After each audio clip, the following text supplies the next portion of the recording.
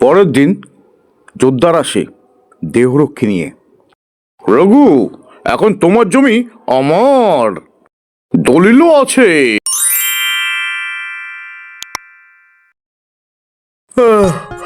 এত সকালে উঠতে খুব কষ্ট হয়, কিন্তু কাজ না করলে সংসার চলবে না। এত কাজ করতে মাথা ঘোরায়। ও রঘু, কই যাও? লাঙল কাঁধে? হ্যাঁ, ঘরে বসে কি করব, তাই যাচ্ছি কাজ করতে।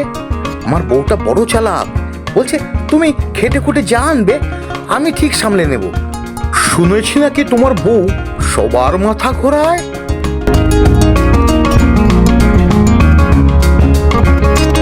মধুদা, 1 সের চাল দাও তো। হ্যাঁ, তবে ধার অনেক হয়েছে, টাকা না দিলে আর চাল পাবে না। আরে আমার বউ তো আছে, সে টাকা দিয়ে দেবে। কই মধুদা, এত চিন্তা করছো কেন? টাকা তো আমরা শোধ করবই।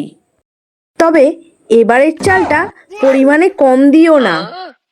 যদি পরিমাণে কম দাও তাহলে আমি তোমার বিরুদ্ধে পঞ্চায়েতে গিয়ে বলবো। আরে না না, আমি কি কম পরিমাণে চাল দিই? আমি 100 চাল পুরো দিলাম। হায় রে, আরে আমাকে দিলে 100 চাল পুরো দিত না। আমার বউ বলল তাকে পুরো 100 চাল দিল।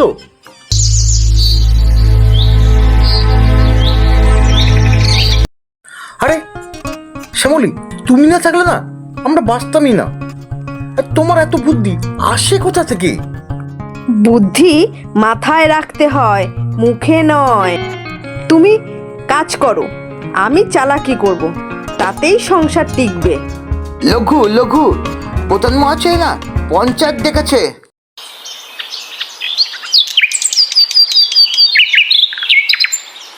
মধুমুদির ওপর অভিযোগ আছে। মধুমুদি কম পরিমাণে চাল দেয়। ওই সাক্ষীকে আসো। আমি প্রমাণ করব। বলে বাবা, ধরা পড়লো তাহলে। মধুমুদি, তোমার শাস্তি হবে। তোমার শাস্তি হলো 1 মাস তুমি বিনা পয়সায় চাল দেবে। বাহ বাহ, উচিত শিক্ষা হয়েছে। আরে শ্যামলী, শুনলাম কালকে নাকি জোরদার আমাদের জমি দখল করতে আসবে। এখন আমরা কি করব? তুমি চুপচাপ থাকো, সব আমি সামলে নেব। পরের দিন জোরদার আসে দেহরক্ষী নিয়ে। রঘু, এখন তোমার জমি আমার, দলিলও আছে। দলিল আছে? কই দেখি। জোরদার কাগজ বের করে। শ্যামলী এক ঝটকায় কাগজ পড়ে বলে ওঠে, এটা তো নকল দলিল, এখনো কালির দাগ শুকায়নি। পঞ্চায়েতকে এখনই বলি। গ্রামবাসী জড়ো হয়, জোরদার ভয়ে পালায়।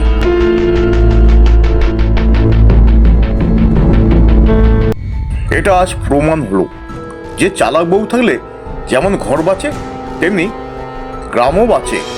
মাস্টারমশাই ঠিক বলেছে, ঠিক বলেছে। জয় চালাক বই, জয় জয়।